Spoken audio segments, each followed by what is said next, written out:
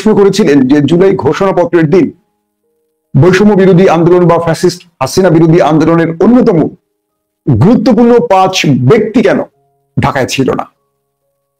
তাদের মধ্যে হাসনাত, সার্জিস, নাসির উদ্দিন পাটোয়ারি, এরকম আরো অনেকে ছিলেন। কেউ বলছেন পিটার হাসের সাথে দেখা করতে গেছেন, কেউ বলছেন তারা পারিবারিক সফরে গেছেন, কিন্তু আমি যেটা জানি এটা হলো জুলাই ঘোষণাপত্র পাঠ ইস্যুতে একটি কি বলবো অসন্তুষ্টির কারণ। অর্থাৎ জুলাই ঘোষণাপত্রের যে বিষয়বস্তু এটা এনসিপির এই 5 নেতার কাছে পূর্বেই পৌঁছে গেছে। এটা তো ধরেন উপদেষ্টা নিজে লেখেননি, কেউ লিখে দিয়েছে। এটার কপি তো নিঃসন্দেহে আসিফ কিংবা মাহফুজের কাছে পৌঁছেছে বা নাহিদের কাছে পৌঁছেছে, তারা দেখেছে। তারা সবচেয়ে শক্তিশালী স্টেক হোল্ডার এই রাষ্ট্রের, এখন তারাই ইউনূসকে বসিয়েছেন। তো যেটা শুনতে পাচ্ছি এই প্রোক্লেমেশনে জামায়াত, এনসিপি, হেফাজত, চরমোনাই, গণ অধিকার, এবি পার্টি, এদের কোনো কারোই মতামত গ্রহণ করেনি ইউনূস সরকার। এই ঘোষণাপত্র শুধু একটি দলকে খুশি করানো হয়েছে, এটি এনসিপি নেতারা বলছেন। যে কারণে সার্জিস, হাসনাতরা ওই দিনই চলে গেছেন কক্সবাজারে। বিষয়টা বুঝতে পারছেন? তারা একদিন আগেও না একদিন পরেও না, ঠিক ওই দিনই তারা কক্সবাজারে চলে গেছেন এবং তারা জাতিকে বোঝাতে চেয়েছেন যে এটা সাথে তারা নেই। তারা জানেন যে এই দিনটিতে তারা ঢাকার বাইরে গেলে নিউজ কভারেজ আসবে, কিন্তু নেপথ্য থেকে পিটার হাসের সাথে তাদের সাক্ষাতের গুঞ্জনটি ছড়িয়ে দেওয়া হয় ইচ্ছাকৃত একটি মহলের পক্ষ থেকে। কিন্তু পিটার হাস, সেদিন আমি আমার লাইভে বলেছিলাম, পিটার হাস বাংলাদেশে ছিলেন না বলেই আমাকে কয়েকটি সংশ্লিষ্ট সূত্র থেকে জানানো হয়েছে। তো বলা হচ্ছে যে এনসিপির এই 5 নেতাকে আবার শোকজও করেছে এনসিপি। এটি হলো একটা আইওয়াশ খেলা। কিন্তু এই 5 জন জুলাই প্রোক্লেমেশনের এই ঘোষণাপত্রের সাথে একমত নন বলেই তারা ঢাকার বাইরে ছিলেন ইচ্ছাকৃত, এবং সেটাও মানুষকে বোঝাবার তারাই চেষ্টা করেছে। গণমাধ্যমে তারাই কৌশলে এনেছেন যাতে সবাই বুঝতে পারে এর সাথে তাদের সম্পৃক্ততা নেই বা এটাতে তারা সন্তুষ্ট না, এটা তারা অখুশি। নাম্বার 1। নাম্বার 2 হলো আমরা দেখছি যে বিএনপির মতো একটি বড় দল এই মুহূর্তে সরকারের উপর তারা সবচেয়ে বেশি খুশি। কালকে প্রত্যেকটা গণমাধ্যমের বক্তব্যে বা পরশুদিনের প্রত্যেকটা গণমাধ্যমের বক্তব্যে বিএনপিকে আমরা খুব উৎফুল্ল দেখছি, আনন্দিত দেখছি, এবং তারা এই প্রোক্লেমেশনের পর বা এই ঘোষণাপত্রের পর তারা যথেষ্ট খুশি, কারণ তাদের ইচ্ছার প্রতিফলন হয়েছে এখানে। কিন্তু সবচেয়ে বড় ধাক্কাটা ইউনূস সরকারের মসনদে লেগেছে। সেটি হলো ইউনূস সরকার বাকি প্রত্যেকটা দলকে অসন্তুষ্ট করেছেন এই ঘোষণাপত্রের মাধ্যমে। জামাত বিবৃতি দিয়েছে, গণ অধিকার বিবৃতি দিয়েছে, এবি পার্টি দিয়েছে, চরমোনাই বিবৃতি দিয়েছে, প্রত্যেকেই এটার অসন্তুষ্টি প্রকাশ করে দিয়েছে। প্রশ্ন হলো প্রত্যেকটা দলকে অসন্তুষ্ট করে প্রফেসর ইউনূস একটি দলকে খুশি করালেন কেন? রাজনৈতিক মহলে গুঞ্জন রয়েছে প্রফেসর ইউনূস এই মুহূর্তে একজন পুতুল প্রধানমন্ত্রী। আমরা এটাকে প্রধানমন্ত্রী না বলে অন্তর্বর্তীকালীন সরকারের প্রধান বলি, তাকে উপদেষ্টা বলি। আমি যদি প্রধানমন্ত্রী শব্দের মধ্য দিয়ে বোঝাই, তিনি এই মুহূর্তে একজন পুতুল প্রধান উপদেষ্টা বা প্রধানমন্ত্রী। কার্যত তিনি কিছু করতে পারছেন না, না প্রশাসনে তার কোনো ক্ষমতা আছে, না রাষ্ট্রে তার কোনো ক্ষমতা আছে। তিনি বিদেশিদের সাথে বৈঠক, ক্যাবিনেটের বৈঠক, উপদেষ্টাদের সাথে বৈঠক, যেমন আজকে তিনি কিছুক্ষণ আগে তিনি সচিবালয়ে গেছেন, সেখানে উপদেষ্টা মন্ডলীদের সাথে তিনি জরুরি বৈঠক করছেন সচিবালয়। এটা তিনি ক্ষমতায় আসার পর দ্বিতীয় বৈঠক সচিবালয়ের ভেতরে উপদেষ্টাদের সাথে প্রফেসর ইউনূসের। এখন বিষয়টা হলো প্রফেসর ইউনূস একই দিন ফেব্রুয়ারিতে নির্বাচনের ঘোষণা দিয়েছে। বলা হচ্ছে রোজার 7 দিন আগে এই নির্বাচনটি করে ফেলতে চায় সরকার, এবং সবকিছু মিলে 2 মাস আগে তফসিল ঘোষণা করা হবে। এখন মাঠে সরব বিএনপি, কিন্তু অন্দরমহলের খবর বলছে এই জুলাই ঘোষণাপত্রের পাঠ দিয়ে বাকি দলগুলোকে ক্ষিপ্ত করেছে প্রফেসর ইউনূস। বাকি দলগুলো তারা নিজেদের মধ্যে এখন আলোচনা শুরু করেছে যে এই সিস্টেমে বা এই ইউনূসকে দিয়ে বা এই ধ্বজভঙ্গ বা মেরুদণ্ডহীন বৃদ্ধ মানুষটিকে দিয়ে আগামী নির্বাচন সুষ্ঠু হবে কিনা। জামাতের অনেক নেতারা বলেছেন যে তারা পুরোপুরি হতাশ, তারা একটা বিপ্লবী সরকারের কাছ থেকে এমন আচরণ আশা করেনি। আদার্স যে পার্টিগুলো আছে তারাও বলছেন তারা ইউনূস সরকারকে প্রথমে খুব শক্তিশালী মনে করেছিলেন, যেভাবে ভারতকে একটার পর একটা গুগলি দিচ্ছিলেন, ভারতকে চাপে রেখেছিলেন, কিন্তু শেষ পর্যন্ত তারা দেখছেন, তারা বলছেন তারা দেখছেন ইউনূস সাহেবের ভেতরে ঘুণে ধরে গেছে, বা তার উপদেষ্টা মন্ডলী বা তার নিকট পরামর্শদাতারা তারা ভীত হয়ে গেছেন তাদের বয়সের কারণে। এখন বিষয়টি তৈরি হয়েছে এরকম যে ইউনূস সাহেব এই মুহূর্তে ক্ষমতা লবির কাছে ভীত হয়ে গেছে, কারণ এই দেশে তার নিজের ব্যবসা বাণিজ্য আছে, এগুলো টিকিয়ে রাখতে হবে। তো হাসিনা যেভাবে তাকে 14 তলা উঠিয়েছিলেন সিঁড়ি দিয়ে, পরবর্তী কোনো সরকার তাকে ওঠাতে পারে, এই ভয়টি তার মধ্যে আছে, যে কারণে তিনি একটি এক্সিট রুট চাইছেন, কারো কাছে ক্ষমতা হস্তান্তর করে দিয়ে চলে যেতে পারলে তিনি বাঁচেন এবং তাদের খুশি করিয়ে যেতে চান, যাতে পরবর্তী সময় তার গ্রামীণ ব্যাংক বা গ্রামীণ ফোনের কোনো সমস্যা না হয়, তার ব্যবসা বাণিজ্যের কোনো ক্ষতি না হয়। এটি ইউনূস সাহেবের মগজে ঢুকিয়ে দেওয়া হয়েছে। যেহেতু তার সঙ্গে বাকি উপদেষ্টারা তার সাথে শক্তভাবে দাঁড়াতে পারছেন না, দু একজন ছাড়া, তাই তিনি এই পথে আর সাহসী পদক্ষেপ নিতে পারছেন না। তার সঙ্গে যারা রয়েছেন তারাও তো তাদের মতো বৃদ্ধ লোক, দু একজন ছাড়া বাকিরা সাহসের সাথে মোকাবেলা করতে পারছেন না। এখন বিষয়টি কি তৈরি হলো, ভেতরে ভেতরে বিএনপির বাইরে যে দলগুলো আছে তারা ভেতরে ভেতরে আলোচনা চালাচ্ছেন ফেব্রুয়ারিতে তারা নির্বাচনে যাবেন কিনা, কারণ প্রশাসনের সংস্কার হয়নি।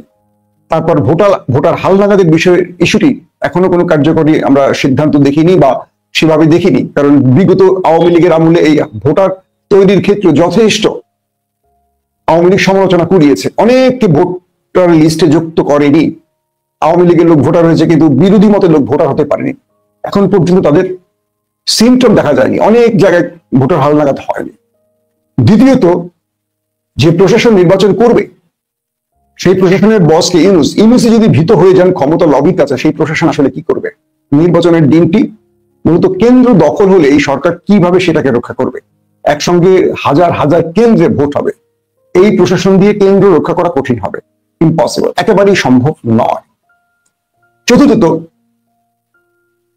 একটা জুলাই ঘোষণাপত্র সব দল মিলে তাদের মন মতো আনতে পারেনি, তাহলে এই নির্বাচনে সব দল মিলে কি করে নির্বাচনের বৈতরণী পার হবেন পেশি শক্তির বা কালো টাকার বিরুদ্ধে? এই জিনিসগুলো তাদের কাছে এখন প্রশ্ন উঠছে। তারা বলছেন যে প্রফেসর ইউনূস এভাবেই যদি সবকিছু করতে চান, হয়তো বা ফেব্রুয়ারির নির্বাচনে তারা যোগ দেবেন না, অংশ নেবেন না, কেউ কেউ বলছেন। অর্থাৎ ফেব্রুয়ারিতে যে নির্বাচনের ঘোষণাটি আসছে সরকারের পক্ষ থেকে, বিএনপি ছাড়া বাকি দলগুলো এই নির্বাচনে নাও আসতে পারে। যদি বিএনপি ছাড়া বাকি দলগুলো নির্বাচনে না আসে, সেক্ষেত্রে কি নির্বাচন হবে? না, হবে না, কারণ এই সময়টি আওয়ামী লীগের সময় না যে আওয়ামী লীগ 3 টার্ম জোর করে, কখনো বিনা ভোটে, কখনো রাতের অন্ধকারে, কখনো 154টি আসন বিনা প্রতিদ্বন্দ্বিতায়, এই যে সিস্টেমে আওয়ামী লীগ নির্বাচনগুলো করেছে, আওয়ামী লীগের পাশে ভারত ছিল এবং পুরো রাষ্ট্রযন্ত্র আওয়ামী লীগের ছিল, এবং আওয়ামী লীগ জাতীয় পার্টিকে বিরোধী দলের চেয়ারে বসিয়ে তারা এই কাজটি করেছে। কিন্তু সাম্প্রতিক সময় যে অবস্থা দেখা যাচ্ছে, সেখানে বিএনপি ব্যতি রেখে বড় একটি দল নির্বাচনে আসবে না। যদি এই পরিস্থিতি চলে আগামী দিনে, ইউনূস সরকার যদি ঠিক একটি দলের ভয়ে এই সিদ্ধান্তগুলো বারবার নিতে থাকে, তখন তাদের মধ্যে নিরপেক্ষতা নিয়ে প্রশ্ন উঠবে এবং তারা নির্বাচনে ফ্রি ফেয়ার, অথবা যেটাকে আমরা বলি একটি চমৎকার ফিল্ডে নির্বাচন হওয়া, এটি সুষ্ঠু নির্বাচন হওয়ার সুযোগ আছে কিনা এটা নিয়ে প্রশ্ন উঠবে। চরমোনাই বলি, গণ অধিকার বলি, এবি পার্টি বলি, বা আদার্স যে রাজনৈতিক দলগুলো বলছি, বা জামায়াতের কথা বলি, তারা ভেতরে ভেতরে পরিকল্পনা করছেন যে তারা এই পদ্ধতিতে এইভাবে নির্বাচনে যাবেন কিনা। এখন পর্যন্ত পিআর এর বিষয়ে সরকার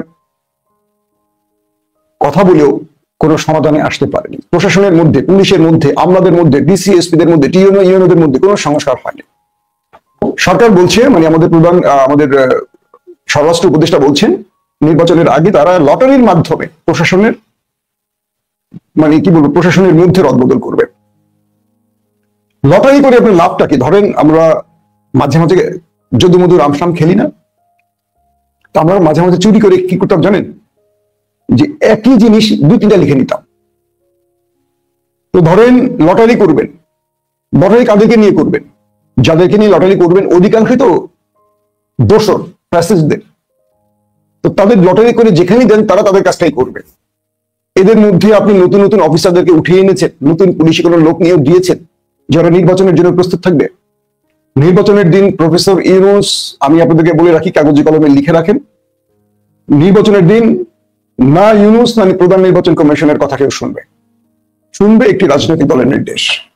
কেন্দ্র দখল হয়ে যাবে, বিভিন্ন ভোটার কেন্দ্রে প্রবেশই করতে পারবে না, বিভিন্ন কেন্দ্রে মারধরের ঘটনা ঘটবে। মারধর কি, ঘর থেকে বিরতি দেওয়া হবে না, বলবে তোমাদের ভোট হয়ে গেছে, তোমাদের কেন্দ্রে যাওয়া লাগবে না। আমি বলে রাখি, আওয়ামী লীগের ভোটের চেয়েও এবারের ভোটটা ন্যাক্কারজনক হতে পারে। কারণ প্রশাসন যদি স্ট্রং না হয়, প্রশাসন যদি সরকারের নির্দেশ না মানে, বা সরকার যদি আন্তরিক না হয়, সেক্ষেত্রে কখনো আপনি সুষ্ঠু নির্বাচন করতে পারবেন না, কখনোই না। এবারও তাই হবে। আমাদের পুলিশ বলি, আইন শৃঙ্খলা বাহিনীর কথা বলি, তারা ঢাকার একটা মব বন্ধ করতে পারে না। পুরো বাংলাদেশে তারা একসাথে নির্বাচন করবে কি করে? তো এই জন্য স্থানীয় সরকার নির্বাচনটি প্রথমে হলে সরকার তার দুর্বল জায়গাগুলো বুঝতে পারতো, কোথায় কোথায় সমস্যার দরকার, কোথায় কোথায় ট্রিটমেন্টের প্রয়োজন, কোথায় কোথায় কাদেরকে বদলি করতে হবে, কাদেরকে সরাতে হবে, এটা সরকার বুঝতো। তো এই জন্য বিরোধী মত বা অধিকাংশ রাজনৈতিক দলগুলো মনে করছে যে প্রথমে যদি একটি স্থানীয় সরকার নির্বাচন হতো, সেক্ষেত্রে সরকার জাতীয় নির্বাচনের একটা প্রস্তুতি নেওয়ার সুযোগ পেত, দুর্বলতাগুলো কাটাতে পারত। কিন্তু বারবারই একটি দলেরই ইচ্ছার বাস্তবায়ন হচ্ছে ইউনূস সরকার দ্বারা, যে কারণে বাকি দলগুলো আগামী নির্বাচনে অংশ নেবে কি নেবে না এটা নিয়ে কিন্তু প্রশ্ন উঠে গেছে। এখন নির্বাচন যদি না হয় কি হবে? একটি দল ছাড়া বাকি দলগুলো যদি নির্বাচনে না যায়, এখন আর সুযোগই নেই নির্বাচনে যাওয়ার। এখন তো অন্তর্বর্তীকালীন সরকার, সেই দলটিও কোনো ক্ষমতায় নেই তারা, তার মানে নির্বাচন আবার ওকে ছাড়বে, অথবা এই সুযোগটিতে তৃতীয় পক্ষ ক্ষমতায় চলে আসতে পারে। কারণ আগস্ট মাসে বড় কিছু ঘটবে, আমি বারবারই বলছি। সেনাবাহিনীর গুরুত্বপূর্ণ পদ থেকে কেউ কেউ সরে যেতে পারেন বা সরিয়ে দেয়া হতে পারে, আভাস পাওয়া যাচ্ছে এই আগস্ট মাসে। এমনও শোনা যাচ্ছে -3 ফর্মুলার দিকে যেতে পারে রাষ্ট্র। আপনারা ধরে নেন -3 কারা কারা। ইতিমধ্যে দুজনকে মাইনাস দেখা যাচ্ছে, আর একজনকে মাইনাসের প্রক্রিয়া চলছে। এমনও হতে পারে ক্যান্টনমেন্টে বড় রদবদলের পর সারা দেশে চিরুনি অভিযান চলতে পারে দুর্নীতির বিরুদ্ধে, চাঁদাবাজদের বিরুদ্ধে, যারা ঢাকা সহ পুরো দেশে বিভিন্ন অঞ্চলে, থানা, উপজেলা, জেলাতে চাঁদাবাজি করেছেন, মানুষের নাভিশ্বাস তুলে দিয়েছেন বিভিন্ন রকম অত্যাচার নির্যাতন করে। এদের প্রত্যেকের লিস্ট আমাদের গোয়েন্দা বাহিনীর কাছে আছে, প্রত্যেকের কাছে। তথ্যগুলো দিলে অনেকে মনে করেন যে মাসুম ভাই বানোয়াট কথা বলছে। ভাই, আমরা কথাগুলো বলার আগে ধরেন আমাদেরকে কেউ এই তথ্যগুলো দেয়, সেগুলো আমরা যাচাই বাছাই করে আপনাদেরকে দিই, দিলেই আমরা বলে দিই না, যাচাই বাছাই করি সময় নিয়ে। প্রত্যেকের কাছে, আমাদের গোয়েন্দা বাহিনীদের কাছে প্রত্যেকটি চাঁদাবাজের লিস্ট আছে, একেবারে ইউনিয়নের চাঁদাবাজের লিস্টটাও আছে। একদম কি বলবো, ওয়ার্ড পর্যায়ে যারা চাঁদাবাজি করছেন, দখলদারিত্ব করছেন, এদেরও লিস্ট আছে, ছবি সহ, ঠিকানা সহ আছে। ফলশ্রুতিতে এমনও হতে পারে সঠিক টাইমে যদি নির্বাচন না হয়, রাজনৈতিক ক্যাওয়াজ তৈরি হয়, সেক্ষেত্রে তৃতীয় পক্ষ ক্ষমতার পেছনে বসে পড়তে পারে, ময়েনিউর মতো হতে পারে, এবং পুরো কন্ট্রোল তাদের হাতে চলে যেতে পারে, এবং তারা নির্বাচনের আগে সারা দেশে পেশি শক্তি, কালো টাকা, চাঁদাবাজ, দুর্নীতির বিরুদ্ধে অভিযান চালাবে। এই মুহূর্তে যদি চাঁদাবাজদের বিরুদ্ধে একটা বড় অভিযান চালানো হয়, তাহলে কোন দলটি কিন্তু তারা সবচেয়ে বেশি ধরা পড়বে বুঝতেই পারছেন। তার মানে অনেকগুলো পরিকল্পনা সামনে তৈরি আছে। পাশাপাশি আওয়ামী লীগ এই ইন্টারিম গভর্নমেন্টকে ব্যর্থ করার জন্য তাদের সর্বোচ্চ চেষ্টা করছে। যুক্তরাষ্ট্রে বসে আছেন এম আরাফাত, এবং দিল্লিতে বসে আছেন শেখ হাসিনা, জেনারেল মুজিব, মনিরুল, এবং আরো অনেকে, তারেক সিদ্দিকী, আকবর, জেনারেল আকবর সহ অনেকে।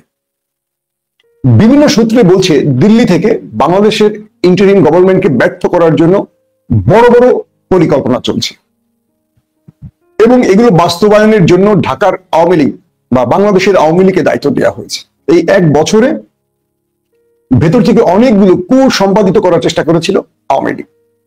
এখন যেহেতু রাজনীতিটা একটু সহজ হয়ে গেছে, আওয়ামী লীগের উপর সেইভাবে দমন পীড়ন হচ্ছে না, দিল্লি থেকে অনেকেই ঢুকছেন বাংলাদেশে, এসে বিভিন্ন ডিস্ট্রিক্টে ঢুকে তারা পরিকল্পনা তৈরি করে দিয়ে অর্থায়ন করে আবার চলে যাচ্ছে, এবং তারা এখন অনায়াসে আসা যাওয়া করতে পারছেন, কারণ যেখান দিয়ে আসা এবং যাওয়া লাগে সেখানে তারা মোটা অঙ্কের টাকা দিয়ে রেখেছেন, তাদের সমস্যা হচ্ছে না। প্রশাসনের মধ্যে, আমলাদের মধ্যে আওয়ামী লীগ কাজ শুরু করে দিয়েছে। ডিস্ট্রিক্ট ওয়ারি, শুধু গোপালগঞ্জ না, প্রতিটা ডিস্ট্রিক্টে আওয়ামী লীগকে আবারও শক্তিশালী করার জন্য কাজ করছে। দেখলাম আজকেও বেশ কয়েকটি, বিশেষ করে আমার দেশে এটা নিয়ে একটা এক্সক্লুসিভ রিপোর্টও করেছে। সব মিলিয়ে আগামী প্রতিটা দিনই একটা চ্যালেঞ্জিং হবে ইউনূসের জন্য, কিন্তু ইউনূস এই চ্যালেঞ্জ মোকাবেলা করতে পারবেন না। পারবেন না, এই কারণে যে তার এই চ্যালেঞ্জ মোকাবেলায় তার সঙ্গে যে শক্ত সামর্থ্য লোকের প্রয়োজন একজনও নেই। প্রত্যেকে ডাইভার্ট করালো, প্রত্যেকেরই 2 ঘন্টা অন্তর অন্তর ওষুধ খেতে হয়। একটা বিপ্লবী সরকারের সঙ্গে যে স্পিরিটের, যে বয়সী লোকদেরকে সেভ করার কথা ছিল উপদেষ্টা বা বিভিন্ন গুরুত্বপূর্ণ জায়গায়, সেখানে নেওয়া হয়েছে একেবারে বাতিল মালগুলোকে। সিরিয়ার দিকে তাকান, সিরিয়াতে আহমেদ আল সারার, ইয়াং একটা ছেলে, তিনি হলেন অন্তর্বর্তীকালীন সরকারের প্রধান, যিনি নিজেই আসাদের বিরুদ্ধে লড়াই করেছেন হাতে অস্ত্র নিয়ে। ইউনূস কি লড়াই করেছেন? ইউনূসের মতো একজন ব্যবসায়ী বাংলাদেশে কি করবেন? তিনি তো ব্যবসার বিষয়টিকে আগে দেখবেন, তার নিজের ব্যবসার ভবিষ্যৎকে তো রক্ষার চিন্তা করবেন। তিনি যত বড়ই নোবেল প্রাপ্ত লোক হন, তার নিজের তো আখের রক্ষা করতে হবে। তো বিষয়টি তৈরি হলো এরকম, আহমেদ আল সারার সিরিয়ার, তার ক্যাবিনেটে যারা স্থান পেয়েছেন এরা প্রত্যেকেই ফিল্ডে অস্ত্রধারী, অর্থাৎ তারা লড়াই করেছিলেন। যে কারণে তারা প্রতিটা বিষয়ে, ইসরায়েল তাদের বিরুদ্ধে কাজ করছে, ইরান তাদের বিরুদ্ধে কাজ করছে এবং বিভিন্ন জাতি গোষ্ঠী তাদের বিরুদ্ধে কাজ করছে, কিন্তু সফল হচ্ছে না। কারণ অভ্যুত্থানের চেতনাধারীদের, অভ্যুত্থানের স্পিরিটের ব্যক্তিদেরকে দিয়ে তারা সরকার গঠন করেছে। আর আমাদের রাষ্ট্রে মাত্র 2 জন ব্যক্তি আছেন, আসিফ, মাহফুজ, আর একজনও স্পিরিটের লোক না। তারা প্রত্যেকেই বয়সে চিন্তা করছেন, তাদের ভবিষ্যৎ চিন্তা করছেন যে আমাদের এই দল ক্ষমতা আসতে পারে, আমাদের ভবিষ্যৎ নষ্ট হয়ে যাবে যদি আমরা এদেরকে অখুশি করি। এবং প্রত্যেকেই নাতি নাতনিদের, তারপরে পুঁতি পুত্রীদের জন্য, তারপরে গোষ্ঠী, অর্থাৎ 14 বা 28 জেনারেশনের জন্য রাষ্ট্রীয় কোষাগার থেকে লুট করে পুঁজি সংগ্রহ করছেন, যাতে এই 1 বছর 2 বছরের শাসন আমলের টাকা দিয়ে তাদের 14 থেকে 28 গোষ্ঠী ঘরে বসে খেতে পারে, সেই ব্যবস্থা তারা করছেন। তো এখন যে বিষয়টি হলো, আমাদের করণীয় কি? বিএনপি যদি সঠিক টাইমে নির্বাচন চায়, এখানে সবচেয়ে বড় ভূমিকাটি বিএনপির। জনাব তারেক রহমান একটা অন্যরকম বাংলাদেশ দেখতে চান, যে বাংলাদেশের স্বপ্নটা আমরা দেখি, কিন্তু বিএনপির মধ্যে বাকিরা সেই স্বপ্নটা দেখেন কিনা আমি জানি না। কি করণীয়? সেটা হলো প্রত্যেকটা স্টেক হোল্ডার, প্রত্যেকটা রাজনৈতিক দলের সাথে এমন ভাবে বিএনপিকে কোলাবোরেশন করে চলতে হবে, কোনোভাবে যেন ফেব্রুয়ারির নির্বাচনটা পিছিয়ে না যায়। আমরা একটা নির্বাচন দেখতে চাই, বাট সুষ্ঠু নির্বাচন, কেন্দ্র দখলের নির্বাচন নয়। প্রতিটা দলের ইচ্ছা যেন বাস্তবায়ন হয়। 19-20 হোক, এটা যেন 15-20 না হয়, 10-20 না হয়। কারণ হাসিনার বিরুদ্ধে আন্দোলনে এই দেশের একটি দলের ভূমিকা না, সকল মানুষের ভূমিকা। ফ্যাসিস্ট বিরোধী, অর্থাৎ আওয়ামী লীগ এবং বাম বিরোধী প্রত্যেকেরই রক্ত ঝরেছে, ত্যাগ আছে এই স্বৈরাচারকে হটানোর পেছনে। যদি এখন শুধু ক্ষমতার প্রশ্নেই রাজনীতি হয়, এই দেশ এগোবে না। আমাদের রাজনীতিটা হওয়া উচিত আগামী দিনের বাংলাদেশ গড়ার ক্ষেত্রে, কিন্তু আমাদের রাজনীতিটা হচ্ছে ক্ষমতা দখলে, যে কারণে কুরাজনীতি প্রবেশ করছে, আমাদের জন্য অশনি সংকেত কাজ করছে পেছন থেকে। দর্শক, এখন আমাদের অনেকগুলো বিষয় মাথায় রেখে এগোতে হবে। 1, বিএনপি, জামাত, এনসিপি, চরমোনাই, হেফাজত সহ বাকি যে দলগুলো রয়েছে, এবি পার্টি, গণ অধিকার, সবার মধ্যে বেশি বেশি যোগাযোগ করতে হবে। কি চাই, কিভাবে চাই, কিভাবে বাস্তবায়ন করা যায়, কিভাবে এটা করতে হবে। জনগণের ভোটের অধিকারটা আসলে নিশ্চিত করতে হবে। এবারও যদি ভোটটা হয় কেন্দ্র দখল করে, তাহলে আর কিছু বলার থাকবে না। এবং প্রফেসর ইউনূসকে মানুষ টাটা বাই বাই বলে দিয়েছে, যে ইউনূসকে মানুষ 5 বছর, স্যার 5 বছর থাকুন, স্যার 5 বছর থাকুন, এই কথাগুলো বলছে, এখন আর কেউ বলে না। সবাই বুঝে গেছেন ইউনূস দিয়ে আর হবে না, কারণ এই বৃদ্ধ বয়সের লোককে দিয়ে যুবকদের স্বপ্ন পূরণ হয় না, অর্থাৎ আমাদের স্বপ্নের অপমৃত্যু হয়ে গেছে। তো এখন ইউনূস সরকার তার আস্থা ফিরিয়ে আনতে হলে দ্রুত সংস্কার, যে বিষয়গুলো, ঐক্যমত কমিশন যে সংস্কার নিয়ে কাজ করছে, এগুলো বাস্তবায়ন করতে হবে। এই সরকারের আমলেই হাসিনার বা তার দোসরদের বিচার শেষ করতে হবে, ঝুলিয়ে রাখা যাবে না, পরবর্তী সরকারের জন্য রাখা যাবে না। কারণ কি, পরবর্তী যেই দলই সরকারে আসুক, তারা রাজনৈতিক সরকার, তারা রাজনীতিটা চিন্তা করে অনেককেই সুযোগ করে দিবে। আবার দেখা যায় এই রাজনৈতিক দলগুলোর মধ্যে একে অপরের মধ্যে আত্মীয়তা আছে, একজন আরেকজনকে রক্ষা করবে। কখনোই একদল আরেকদলকে শেষ করবে না। আওয়ামী লীগ শেষ করে, কিন্তু বিএনপি কখনোই কাজটি করবে না। বিএনপি আবার আওয়ামী লীগকে দেশের রাজনীতি সুযোগ করে দিবে, লিখে রাখে। তারা তো বহু, কি বলে, তাদের যে রাজনৈতিক ইথিক্স, এই ইথিক্স আওয়ামী লীগকে আবারও বাংলাদেশে এস্টাবলিশ করবে। তাহলে এখন আমাদের আসলে সামনে পথ খোলা কোনটা? ফেব্রুয়ারিতে নির্বাচন চাইলে অবশ্যই সব স্টেক হোল্ডারকে খুশি রাখতে হবে। জুলাই ঘোষণাপত্রের পরিবর্তন আনতে হবে। ইউনূস সরকারের উপদেষ্টা মন্ডলীতে দ্রুত রদবদল করতে হবে। প্রশাসনের মধ্যে নিরপেক্ষ ব্যক্তিদের খুঁজে খুঁজে বের করে গুরুত্বপূর্ণ জায়গায় বসাতে হবে, যাতে করে নির্বাচনের দিন না, নির্বাচনের আগেই প্রশাসন প্রমাণ করতে পারে তারা নিরপেক্ষ। কেন্দ্র দখলের রাজনীতি, এটা বন্ধে ইউনূসকে সর্বোচ্চ শক্তি প্রয়োগ করতে হবে এবং নির্বাচনের তফসিলের আগে এই রাষ্ট্রকে একটা মেসেজ দিতে হবে যে আগামী নির্বাচন ঈদের মতো উৎসবে হবে এবং জনগণ তার ভোটাধিকার প্রয়োগ করতে পারবে। কিন্তু আমার মনে হয় না ইউনূস সরকার এই কাজটি করতে পারবে। সবচেয়ে বড় আতঙ্কের খবর, আওয়ামী লীগ রাজনীতিতে ফিরে আসার মাস্টার প্ল্যানে আছে এবং এই দলগুলো যখন নিজেরা জুলাই বিপ্লবের অংশীজনরা যখন বিভাজিত হয়ে যাবে, আওয়ামী লীগ তার মাস্টার চালটা দেবে। মনে রাখবেন, আমাদের বিপদ কেটে যায়নি, বিপদ এখনো আমাদের সামনে দাঁড়িয়ে আছে। আওয়ামী লীগকে হালকা করে নেয়ার কোনো সুযোগ নেই। তাই দেশকে রক্ষায় প্রত্যেকটা দলকে এক প্ল্যাটফর্মে এসে আগামী নির্বাচন শুধু না, রাষ্ট্র গড়ার ক্ষেত্রে সহযোগী হিসেবে চিন্তা করতে হবে, কাজ করতে হবে।